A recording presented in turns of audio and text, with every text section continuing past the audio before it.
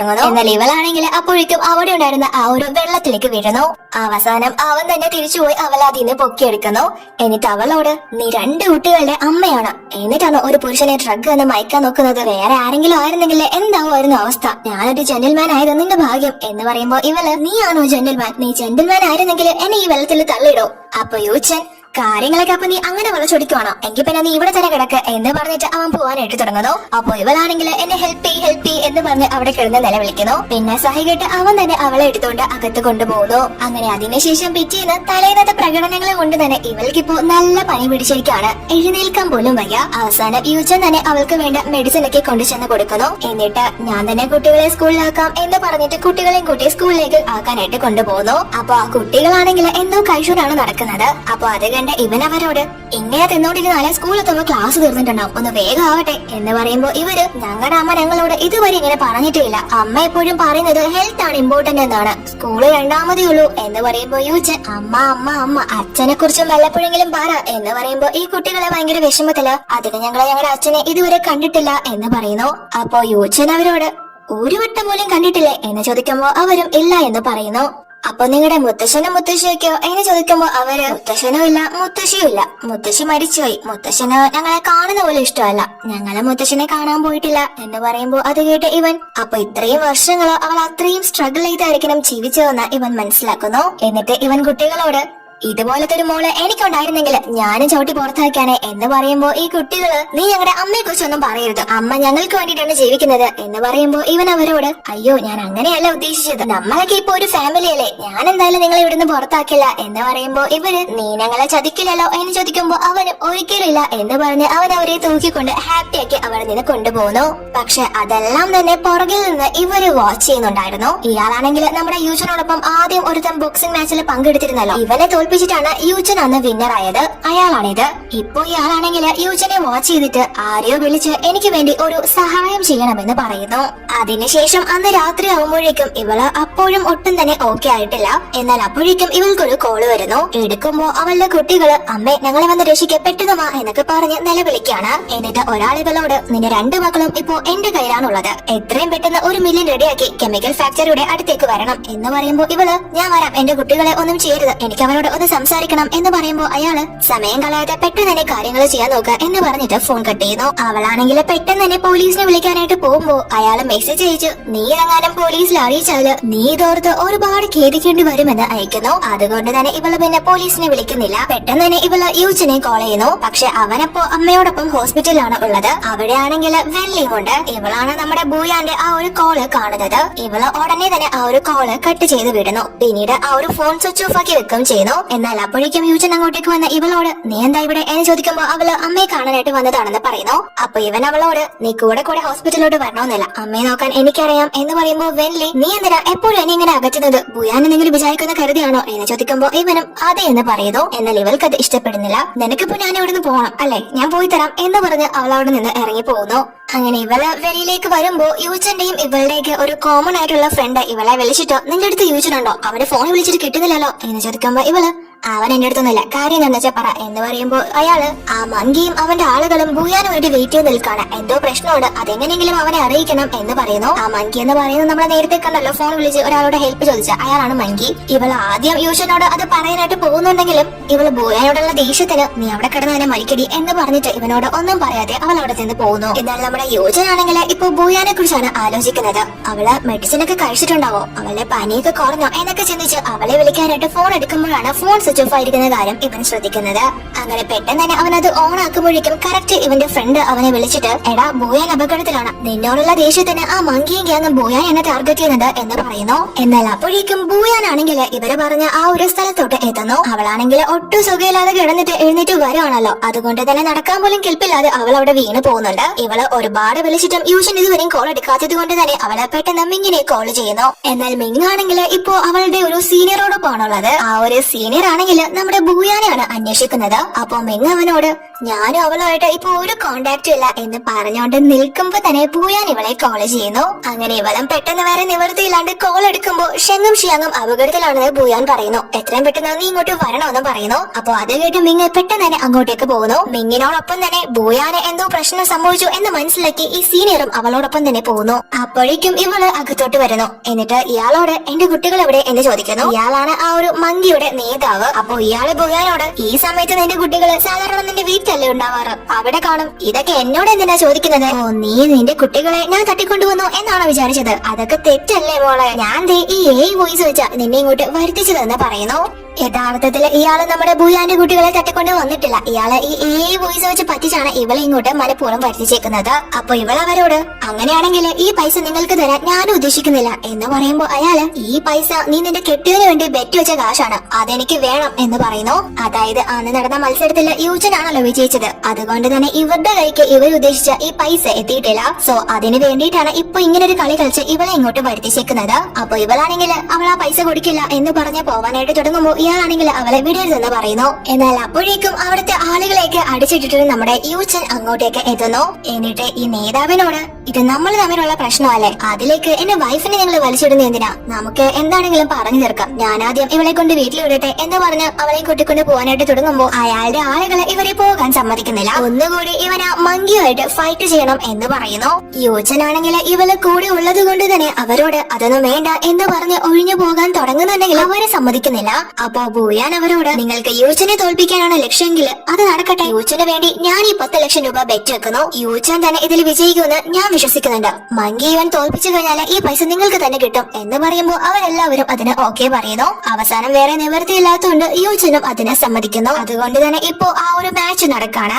ആദ്യമൊക്കെ നല്ല രീതിയിൽ തന്നെയായിരുന്നു പൊയ്ക്കൊണ്ടിരുന്നത്. പക്ഷെ ഇവർക്ക് ഇവനെ തോൽപ്പിക്കുക എന്നതാണല്ലോ ലക്ഷ്യം. പക്ഷെ യൂച്ചനെ തോൽപ്പിക്കുക എന്നുള്ളത് അത്ര ഈസി ആയിട്ടുള്ള കാര്യമല്ലെന്ന് അവർക്ക് നന്നായിട്ട് അറിയാം. അതുകൊണ്ട് തന്നെ ഇവനെ മനഃപൂർവ്വം ഉപദ്രവിക്കാനായിട്ട് മാരകമായിട്ടുള്ള വസ്തുക്കൾ ഉപയോഗിച്ച് ഇവനെ അവരെ തല്ലുന്നു. അപ്പൊ ബോയാനാണെങ്കിൽ അത് കണ്ട് ഇതൊക്കെ ഇല്ലീഗൽ അല്ലേ, എന്തിനെങ്ങനെയൊക്കെ ചെയ്യുന്നത്, അവൻ മരിച്ചു പോവും എന്ന് പറയുമ്പോ ഇയാളാണെങ്കിൽ നമ്മുടെ ബോയാനോട് നീ അതൊന്നും കാര്യമാക്കണ്ട, മങ്കി അവനിക്ക് ആവശ്യത്തിനുള്ളത് കൊടുത്ത് ഈ മത്സരത്തിൽ ജയിക്കും, ഞങ്ങൾക്ക് ഞങ്ങളുടെ പൈസയും കിട്ടും, ഞങ്ങളുടെ പ്രതികാരമായി എന്ന് പറയുമ്പോ ഇവളാണെങ്കിൽ അയാൾക്കൊന്ന് കൊടുത്തിട്ട് ഇവനോട് എഴുന്നേറ്റ് ഫൈറ്റ് ചെയ്യാനായിട്ട് പറയുന്നു. അവളാണെങ്കിൽ ഇവനെ ഒരുപാട് എൻകറേജ് ചെയ്യുന്നത് കൊണ്ട് തന്നെ അവളാണെങ്കിൽ തളർന്ന് കിടക്കുകയാണെങ്കിൽ പോലും എഴുന്നേറ്റ് ആ കുരങ്ങനെ അടിക്കുന്നു. പക്ഷേ ആ മങ്കിയും അവന്റെ ആളുകളും ഒക്കെ നമ്മുടെ യൂച്ചനെ കൊല്ലാനുള്ള പുറപ്പാടിൽ തന്നെയാണ് എല്ലാം കാട്ടിക്കൂട്ടുന്നത്. പക്ഷെ യൂച്ചനാണെങ്കിൽ വിട്ടുകൊടുക്കാതെ ആ മങ്കിക്ക് നല്ലത് കൊടുക്കുന്നു. അപ്പോഴേക്കും ബോയാനെ ഇയാള് കയറി പിടിക്കാനായിട്ട് തുടങ്ങുന്നു. എനിക്ക് നിന്നെ ഒരുപാട് ഇഷ്ടപ്പെട്ടു, ഞാൻ നിനക്ക് ആവശ്യമുള്ളതെല്ലാം തരാം, അവനവിടെ കിടന്ന് ചത്തോട്ടെ എന്നൊക്കെ പറഞ്ഞ് ഇവളെ ഉപദ്രവിക്കാനായിട്ട് ശ്രമിക്കുന്നു. പക്ഷെ അത് കണ്ട് യൂച്ചൻ വന്ന് ഇയാൾക്ക് നല്ലത് കൊടുക്കുന്നു.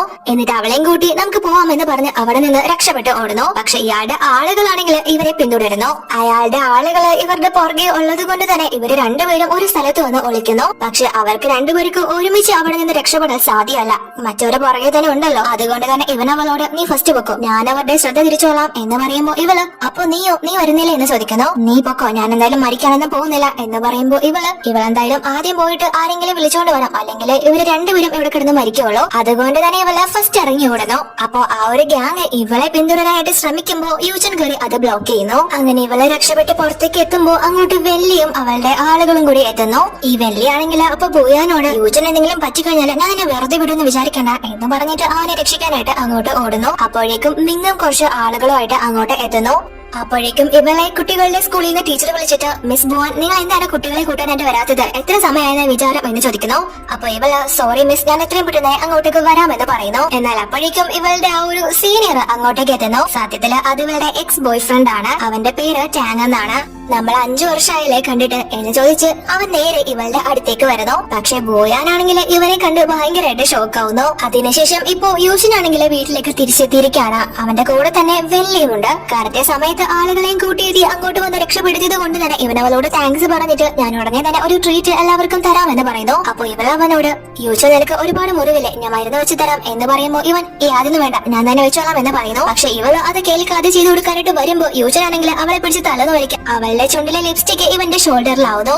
അപ്പൊ ഇവളെ യൂസനോട് നീ എന്തിനാ എന്നെ ഇങ്ങനെ അവോയ്ഡ് ചെയ്യുന്നത്, എന്റെ കൂടെ മിണ്ടിയാല അവൾ തന്നെ കളഞ്ഞിട്ട് പോകുന്ന പറഞ്ഞാണോ എന്ന് ചോദിക്കുമ്പോ ഇവൻ ഈ അവളെന്ന് പറഞ്ഞത് എന്റെ വൈഫാണ്, സൂക്ഷിച്ച് സംസാരിക്കാനായിട്ട് പറയുന്നു. അപ്പോഴേക്കും ബൂയാനും കുട്ടികളും ടാങ്ങിനോടൊപ്പം അങ്ങോട്ട് എത്തുന്നു. അപ്പൊ ഇവളാണെങ്കിലും ഇങ്ങനെ വിളിച്ച് യൂസൻ ഓക്കെ ആണോ എന്ന് ചോദിക്കുമ്പോ അവള് അവൻ സേഫ് ആണ്, അവൻ എപ്പോഴേ വീട്ടിലേക്ക് കാണുമെന്ന് പറയുന്നു. അപ്പോ ചാങ് ഇവളോട് അല്ല യൂച്ചൻ ആരാ എന്ന് ചോദിക്കുമ്പോൾ ഇവള് അതെന്റെ ഹസ്ബൻഡ് ആണെന്ന് പറയുന്നു. ഇവള് മാരീഡ് ആയ കാര്യം ഇവൻ എപ്പോഴാണ് അറിയുന്നത്. എന്നിട്ട് ഇവള് ഞാൻ എവിടെയാണ് താമസിക്കുന്നതെന്നും അവനോട് പറയുന്നു. അപ്പോ അവൻ ആ ഒരു വീട് കണ്ട് നീ ഇവിടെയാണോ താമസിക്കുന്നതെന്ന് ചോദിക്കുന്നു. കാരണം ഇവള് ഒരു കൊട്ടാരത്തിൽ ജനിച്ചു വളർന്ന പെൺകുട്ടിയാണ്. ബൂയാനെ ഇപ്പോ ഇങ്ങനെ ഒരു അവസ്ഥയിൽ കാണേണ്ടി വരുമ്പോൾ ടാങ്ങിന് അത് ഭയങ്കരമായിട്ട് ഫീൽ ആവുന്നു. അപ്പൊ ഇവൾ അവനോട് അതെ ഞാനിവിടെ തന്നെ താമസിക്കുന്നത്, എനിക്ക് കുഴപ്പമൊന്നുമില്ല, ഞങ്ങളിവിടെ കൊണ്ടാക്കിയതില് താങ്ക്സ്, നീ പൊക്കോ, കുട്ടികൾക്ക് നല്ല ഉറക്കം വന്നിരിക്കുക എന്ന് പറയുമ്പോൾ തന്നെ അങ്ങോട്ട് യൂച്ചൻ ഈ വെള്ളിയുടെ ശല്യം കാരണം ഇറങ്ങി വരുന്നു. അപ്പൊ ഇവര് രണ്ടുപേരും ആ ഒരു വീട്ടിൽ നിന്ന് ഇറങ്ങി വരുന്നതും അതേപോലെ തന്നെ യൂച്ചന്റെ ഷോൾഡറിലെ ആ ഒരു മാർക്കൊക്കെ ബൂയാൻ ശ്രദ്ധിക്കുന്നു. അവൾക്കത് ഒട്ടും ഇഷ്ടപ്പെടുന്നില്ല. അതേപോലെ തന്നെ ബൂയാൻ മറ്റൊരാളോടൊപ്പം വന്നേക്കുന്നത് ഇവനും ഇഷ്ടപ്പെടുന്നില്ല.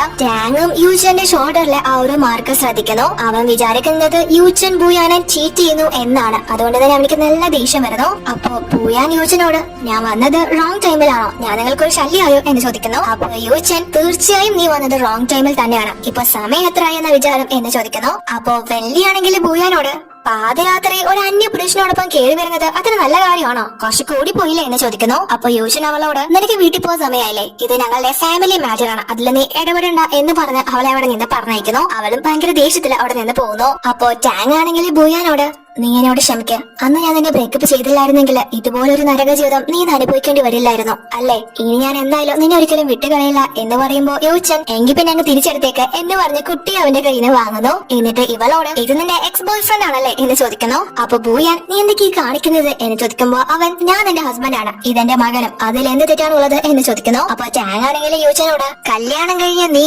നിന്റെ വൈഫിനെ ചീറ്റ് ചെയ്യുന്നത് തെറ്റല്ലേ എന്ന് ചോദിക്കുന്നു. അപ്പൊ അത് കേട്ട് യൂച്ചൻ ടാങ്ങിനോട് അതിനെപ്പറ്റിയൊന്നും എനിക്ക് നിന്നോട് വിശദീകരണം നൽകേണ്ട ആവശ്യമില്ലെന്ന് പറയുന്നു.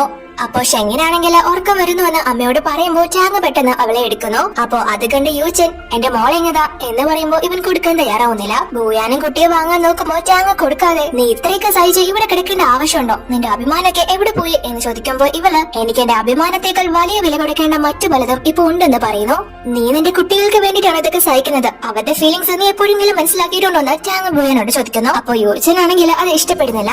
കുട്ടികൾക്ക് അവനെ ഇഷ്ടമല്ല എന്ന രീതിയിലാണല്ലോ ഇവനിപ്പോ സംസാരിച്ചത്. അപ്പോ ഷെങ്ങാണെങ്കിൽ പെട്ടെന്ന് യൂഷനോട് എന്നെ എടുക്കാനായിട്ട് പറയുന്നു. അവൻ ടാങ്ങിന് മുന്നിൽ ചെറുതായി പോകുന്ന ആ ഒരു സമയത്താണ് കറക്റ്റ് ആ കുട്ടി അങ്ങനെ പറഞ്ഞത്. അവനിക്കത് ഭയങ്കരമായിട്ട് ഇഷ്ടപ്പെടുന്നു. അവൻ പോയി ഉടനെ തന്നെ ആ കൊച്ചിനെ വാങ്ങിച്ചിട്ട് ബുയാനോട് ഞാൻ നിനക്ക് 30 സെക്കൻഡ് സമയം തരും, നിന്റെ എക്സുമായിട്ട് എന്താന്ന് വെച്ചാൽ പറഞ്ഞു തീർത്തിട്ട് വന്നവിടെ ഉറങ്ങാൻ നോക്ക് എന്ന് പറഞ്ഞിട്ട് ടാങ്ങിനോട് ഒന്നും വിചാരിക്കരുത്, ഇതൊരു ചെറിയ വീടാണ്, ഇവിടെ നിങ്ങളെ കിടത്താനുള്ള സ്ഥലമൊന്നുമില്ല എന്ന് പറഞ്ഞിട്ട് കുട്ടികളെയും കൂട്ടിക്കൊണ്ട് അവനകത്തേക്ക് പോകുന്നു.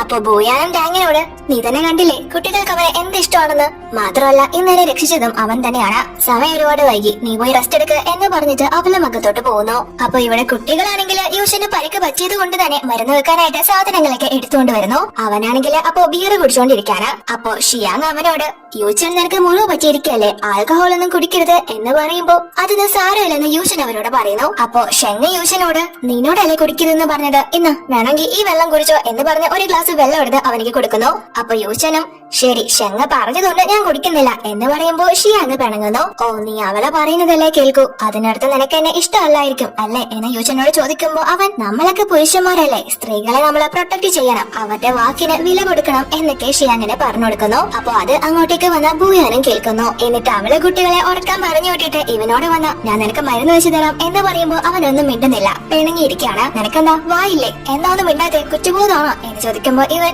പാതിരാത്രി നിന്റെ എക്സുമായിട്ട് ഇങ്ങോട്ട് കയറി വന്നത് അത്രയ്ക്ക് ശരിയായിട്ടുള്ള കാര്യമാണെന്നാണ് നിന്റെ വിചാരം എന്ന് ചോദിക്കുമ്പോ ഇവള് ഓ അപ്പൊ നീ പാതിരാത്രി നിന്റെ കളിക്കൂട്ടുകാരിയോടൊപ്പം ചുറ്റിക്കറങ്ങുന്നത് ശരിയാണല്ലേ എന്ന് ചോദിച്ചിട്ട് ഇപ്പൊ സമാസമായില്ലേ എന്ന് അവനോട് ചോദിക്കുന്നു. അതൊരു ന്യായമായിട്ടുള്ള കാര്യമാണല്ലോ, അതുകൊണ്ട് തന്നെ അവനൊന്നും മിണ്ടുന്നില്ല.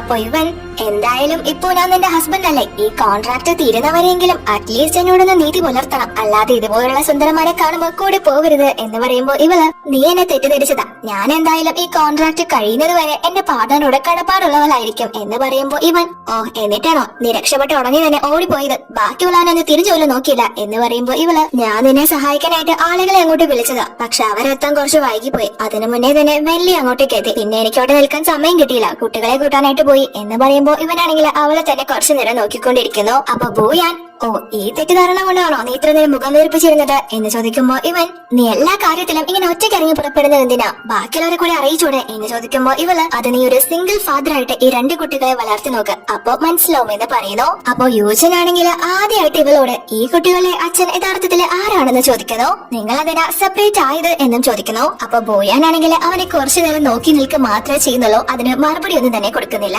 അപ്പൊ ഇവളൊന്നും മിണ്ടാതിരിക്കുമ്പോ യൂച്ചൻ, എങ്കിൽ പിന്നെ വിട്ടേക്ക്, താല്പര്യമില്ലെങ്കിൽ പറയണ്ട എന്ന് പറഞ്ഞിട്ട് എങ്ങനെ കളഞ്ഞിട്ട് പോകേണ്ടിയിരിക്കും, നീ എന്നോട് ചെയ്തതുപോലെ അവനോടും ചെയ്തു കാണും.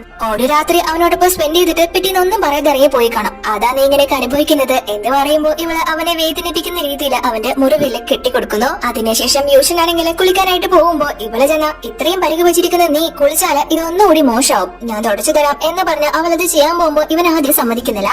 പക്ഷെ അവള് അവനെ ബലമായിട്ട് പിടിച്ചു നിർത്തി അവന്റെ ബോഡിയൊക്കെ വൈപ്പ് ചെയ്ത് കൊടുക്കുന്നു. അപ്പോഴേക്കും ഇവന്റെ ദേഹത്തുള്ള വെട്ടേറ്റ് ഒരു പഴയ മുറിവ് ഇവളെ കാണുന്നു. അപ്പൊ ഇവളവനോട് ഇതെന്ത് പറ്റിയതാണെന്ന് ചോദിക്കുമ്പോ അവനൊരു ഫ്ലാഷ് ബാക്ക് ആലോചിക്കുന്നു. അതായത് കുറച്ച് വർഷങ്ങൾക്ക് മുന്നേ ഹോങ് എന്ന് പറഞ്ഞ ഒരുത്തൻ ഇവനുമായിട്ട് ഒരു ഫൈറ്റിന് ക്ഷണിച്ചിരുന്നു. പക്ഷെ യൂജനാണെങ്കിൽ അവനോടൊപ്പം ഫൈറ്റ് ചെയ്യാൻ പോവാതെ മറ്റൊരു കോമ്പറ്റീഷനിൽ പങ്കെടുത്ത് ചാമ്പ്യനായി. അതുകൊണ്ട് തന്നെ അന്ന് ഹോങ്ങിന്റെ ആളുകള് ഇവനെ കള്ളക്കേസിൽ കുടുക്കി ബോക്സിംഗിന് തന്നെ ബാൻ ചെയ്തു. മാത്രമല്ല ഇവനെ അവര് ഒരുപാട് ഉപദ്രവിക്കുകയും ചെയ്തു. സോ അന്ന് പറ്റിയ പരിക്കാണ് ഇതെല്ലാം. പക്ഷെ ഇവനിക്ക് അറിയാത്തൊരു കാര്യം, ഈ ബൂയാൻ എന്ന് പറയുന്നത് ആ ഹോങ്ങിന്റെ സഹോദരിയാണ് എന്നുള്ളതാണ്. അതേപോലെ തന്നെ ഇവനെ ബോക്സിംഗിന് വിലക്കിയത് ഇവളുടെ സഹോദരനാണ് എന്ന കാര്യം അവൾക്കും അറിയില്ല.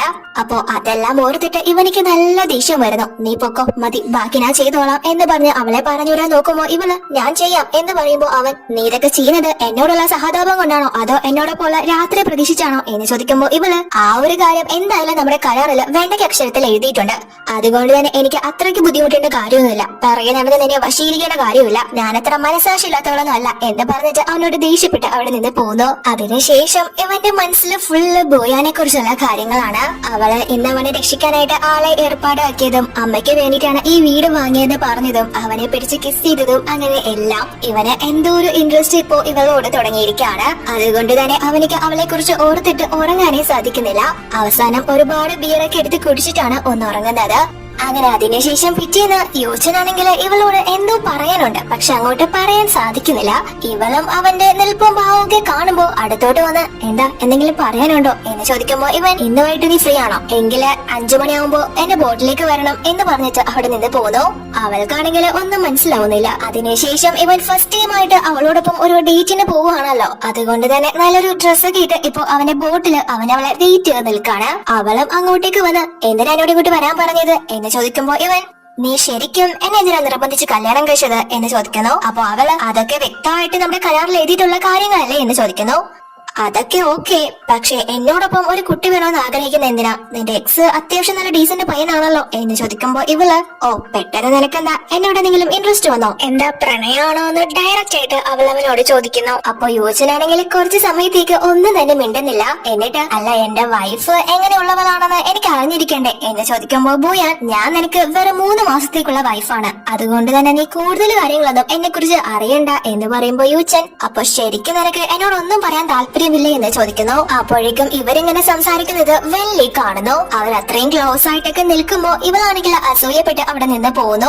യൂച്ചൻ അപ്പൊ ബോയാനോട്, കുട്ടികളുടെ അച്ഛൻ ആരാണെന്നെങ്കിലും എന്നോടൊന്ന് പറഞ്ഞൂടെ എന്ന് ചോദിക്കുമ്പോ ഇവള്, എനിക്ക് തോന്നുന്നത് ശരിക്കും നിനക്ക് എന്നോട് പ്രണയമാണെന്ന് എന്ന് പറയുമ്പോ ഇവൻ പെട്ടെന്ന് ഒന്ന് പതറിയിട്ട്, നമുക്ക് കടലാണ് ദേ നോക്കിയേ എന്ന് പറഞ്ഞിട്ട്, നിന്നെ പോലെ ഒരു പിശാചിനെ ആരെങ്കിലും സ്നേഹിക്കുമോ എന്ന് ചോദിക്കുന്നു. ഇവൾക്ക് അവന്റെ ഒരു ഫീലിങ്സ് മനസ്സിലാവുന്നുണ്ട്, എങ്കിലും അവള് ഒന്നും തന്നെ മിണ്ടുന്നില്ല.